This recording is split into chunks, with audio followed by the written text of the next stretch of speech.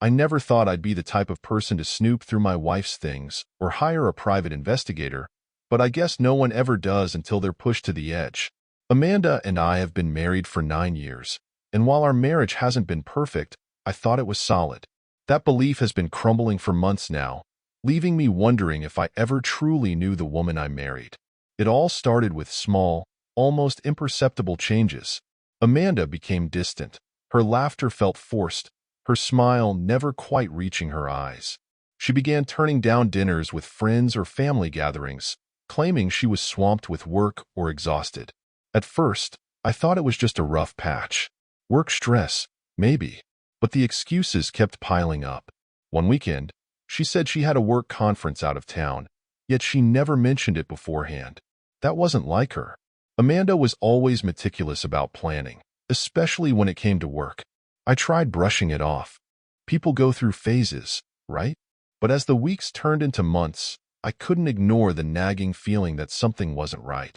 One evening, as I was going through some mail, I came across a receipt tucked into the pile. It was from an upscale restaurant we'd never been to together. The date on it didn't match any special occasion I could think of. When I casually asked Amanda about it, her answer was evasive. "Oh, that was with a client," she said, waving it off like it was nothing. Her tone was too dismissive, too practiced. Then there was the letter. I found it tucked away in her jewelry drawer while looking for her watch one morning. It was dated from a few months ago and signed by someone named Matthew. The tone was friendly, too friendly for someone I'd never even heard her mention. Amanda and I shared most of our lives with each other, so why would she keep a letter from this Matthew hidden? When I asked her who he was, she simply said, "An old friend," and quickly changed the subject. The avoidance stung. I couldn't shake the feeling that there was more to the story. As the unease grew, I started paying closer attention to Amanda's habits. She began coming home later and later, citing unexpected meetings or extra hours at the office. One night, on a whim, I decided to check her car's mileage. It didn't add up. Her office was only a 15-minute drive away, but the numbers suggested she'd been driving much farther. That's when I decided to install a GPS tracker in her car. I hated myself for doing it, but the need for answers outweighed the guilt. The tracker revealed a pattern. Every Thursday, Amanda's car would spend hours parked outside a boutique hotel on the outskirts of town. I stared at the GPS logs for what felt like hours, trying to think of any plausible explanation. A client meeting? A work event? None of it made sense. The final straw came when I decided to check her phone. Amanda had always been private about her phone, but not in a way that felt suspicious until now. Late one night, after she'd fallen asleep, I unlocked it and started scrolling. Most of her messages seemed normal, but one thread stood out. The contact was saved under Emma, but the tone of the messages didn't match the kind of conversations Amanda usually had with her friends. There were phrases like, "Same time next week?" and "Can't wait to see you." My stomach sank. I wasn't ready to confront her, not yet. I needed proof, real proof. That's when I hired a private investigator. It didn't take long for the PI to deliver results, and they were worse than I could have imagined. Amanda wasn't just sneaking off to meet one person. She was seeing her ex-husband Matthew, as well as other men. The investigator provided everything. Photos of Amanda holding hands with Matthew outside the hotel, timestamps of her visits, even video footage of her walking arm-in-arm with another man into that same building. I felt sick. Amanda wasn't just cheating. She was living an entirely separate life, a version of herself I'd never known. All the moments I'd spent questioning myself, wondering if I was being paranoid, came rushing back with a cruel sense of clarity. I wasn't crazy. She'd been lying to me all along. I knew I needed more. Not just evidence for court, but something that would truly expose who she was. Amanda had hidden this side of herself so carefully, and I wanted her to have no escape when the time came. That's when I turned to the only person I thought could help, her sister, Lauren. Lauren and I had always gotten along. She was the laid-back, grounded type, the polar opposite of Amanda's high-strung perfectionist personality. Over the years, we built a comfortable friendship, mostly through family events and occasional conversations when Amanda wasn't around. I trusted her, and I knew she cared about me. One evening, after Amanda had gone out for drinks with coworkers, I decided to call Lauren. My hands were shaking as I dialed her number. When she picked up, I didn't waste time with pleasantries. "Lauren, I need to talk to you." "It's about Amanda." Her voice immediately softened. "What's going on? Are you okay?" I told her everything. The strange receipts, the letter, the GPS tracker, the private investigator's report, the videos and photos. By the time I finished, Lauren was silent. I could hear her breathing heavily on the other end of the line. "Alex," she finally said, "I don't even know what to say. I had no idea she was doing this to you." She paused. "But I believe you. And if there's anything I can do to help, tell me." That's when the idea started forming. I needed Amanda to incriminate herself, not just through the PI's findings, but in her own words. And Lauren, as her sister, was the perfect person to get her to open up. "I think I know how you can help," I said cautiously. Lauren and I spent the next few days coming up with a strategy. She would invite Amanda out for a sister's night and try to get her to talk about her recent behavior. Lauren was sure Amanda would let her guard down if she thought she was in a safe space, away from me or anyone else who might judge her. Lauren also suggested something I hadn't considered: alcohol. Amanda had a tendency to overshare when she drank. Over the years, I'd seen her loosen up at parties or family gatherings after a few glasses of wine. Lauren figured that if she could get Amanda drunk enough, she might confess to everything.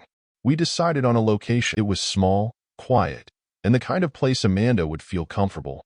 Lauren assured me she could handle things from there. Before the meeting, I gave Lauren a small digital recorder to hide in her bag. I hated the idea of spying, but at this point, I had no choice. I needed to know the full extent of what Amanda had done, even if it hurt me more. The night came, and Lauren executed the plan perfectly. She texted me updates throughout the evening, keeping me in the loop without making it obvious to Amanda. They started with light conversation, work, family, the usual topics. Amanda was tense at first, but after a couple of cocktails, she started to relax. Lauren played her part perfectly. She brought up the topic of relationships subtly, mentioning some drama a mutual friend of theirs was going through. That opened the door for Amanda to start venting about her own life. By the third drink, Amanda was talking freely. Lauren told me later that it was like a dam had burst. Amanda complained about our marriage, saying that she felt trapped and bored. Then she started talking about her new life. Lauren leaned in, pretending to be supportive. "What do you mean, new life?" she asked gently. Amanda hesitated for a moment, then smiled, a sly, almost mischievous smile. "Okay, you can't tell anyone this, but I've been exploring. You know, doing things that make me feel alive again." "Like what?" Lauren pressed. And that's when the real bombshell dropped. Amanda admitted she had reconnected with her ex-husband, Matthew. Laughed as she described their little side hustle, saying it was thrilling to do something so taboo. She also mentioned other men she'd been involved with, saying she met some of them through Matthew. According to Amanda, the hotel they frequented was their filming location, a neutral ground, as she put it. Lauren said her stomach churned listening to Amanda talk about it so casually, like it was no big deal. But she stayed calm, playing the role of the understanding sister. She asked questions, nodded sympathetically, and made sure to keep Amanda talking. The whole time, the recorder in Lauren's bag captured every word. The next day, Lauren called me. "Alex," she said, her voice shaking, "you're not going to believe what I got." I met her at her apartment later that evening, and she handed me the recorder. "I'm so sorry," she said as I stared at the tiny device in my hand. I had no idea she was capable of something like this. I didn't listen to the recording right away. For some reason, I felt like I needed to be alone when I heard it. After I got home, I sat in the living room, staring at the recorder for what felt like hours. Finally, I pressed play. Hearing Amanda's voice talk about her affairs so casually, so shamelessly, broke me all over again. She laughed about how easy it was to lie to me, how I was too trusting to ever suspect anything. I felt sick. This was my wife, the woman I had built a life with, bragging about sleeping with other men and profiting off it. But mixed with the pain was a flicker of something else: resolve. I finally had everything I needed to take action, not just in court, but in reclaiming my life. Lauren has been incredibly supportive through all of this. She's even offered to testify if it comes to that. Knowing I have someone in my corner makes all the difference. I wanted closure. I wanted freedom. Amanda was home when I returned that evening. She was on the couch, scrolling through her phone, completely unaware that her world was about to crumble. I dropped the folder onto the coffee table with a thud, startling her. "What's this?" she asked, her eyes narrowing as she picked it up. "Everything," I said simply. She started flipping through the pages, her face shifting from confusion to shock, then to pale disbelief. Photos of her walking into the boutique hotel with her ex-husband. Screenshots of the messages she thought she'd hidden so well. The receipts, the times, the dates. And, as the final nail in the coffin, a transcript of her drunken confession to Lauren. "Alex, she began, but I cut her off. "Don't," I said. "You don't get to talk your way out of this. I know everything, Amanda. Everything." Her mouth opened and closed like a fish gasping for air. She tried to feign indignation, but it quickly melted into panic. "I didn't mean for it to go this far," she stammered. "It was a mistake, I swear." "A mistake is one bad choice," I said, my voice eerily calm. This was a calculated betrayal that you kept going for months. No, years. You made a fool out of me, and I'm done." I handed her the divorce papers. Her hands were shaking as she took them, scanning the document as if it were written in another language. She looked up at me, her face crumpling. "You can't be serious," she whispered. "Oh, I'm dead serious," I replied. "And just so you know, I'm filing for a division of property. Thanks to all this," I gestured at the evidence, "you won't be getting much." Amanda's tears started then, but they didn't move me.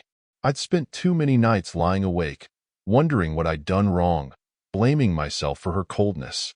Her sobs were just background noise as I walked away, leaving her to wallow in the wreckage of her lies. Lauren was my rock during the weeks that followed. She was there for me at every turn, whether it was offering advice about the divorce proceedings or just sitting with me in silence when the weight of it all felt unbearable. Our connection deepened in a way I hadn't expected. We were spending more time together, not just discussing Amanda, but talking about life, memories, and things we'd never shared before. She had an ease about her, a warmth that Amanda had lost long ago, or maybe never had. It started with casual visits. She'd bring over food, insisting I needed to eat, or we'd crack open a bottle of wine to celebrate small victories in the divorce case. One night, after a grueling day in court, I called Lauren just to vent. She listened patiently, her voice steady and reassuring, and then she said, "Why don't I come over? You shouldn't be alone tonight." I hesitated for a moment, but eventually agreed. When she arrived, she had a bottle of bourbon in hand and a mischievous smile on her face. "Figured we could use something stronger than wine tonight," she said, holding up the bottle. We sat on the couch, the bourbon loosening our tongues and easing the tension that had been lingering between us. We talked for hours, laughing about old family stories and sharing secrets neither of us had told anyone before. At some point, the conversation turned serious. "You deserved so much better than what Amanda gave you," Lauren said softly, her eyes meeting mine. "You've been the only one who's made me feel like I'm not completely broken," I admitted, my voice barely above a whisper. The silence that followed wasn't uncomfortable, it was electric. Before I knew it, we were kissing, a tentative, passionate kiss that quickly deepened. One thing led to another, and we stumbled into my bedroom, leaving a trail of clothes in our wake. For the first time in what felt like forever, I felt alive again. Lauren wasn't just a distraction. She was a balm for the wounds Amanda had left behind. We spent the entire night together, rediscovering parts of ourselves that had been buried under years of hurt and betrayal.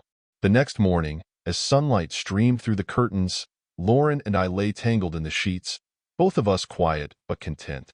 She traced circles on my chest, her mind clearly working through something.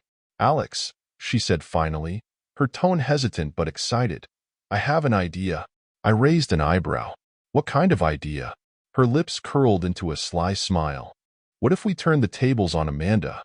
She's been so brazen about everything she's done. Why not give her a taste of her own medicine?" I frowned, unsure of where she was going with this. "Think about it," Lauren continued. "She flaunted her affairs, made you feel small and powerless?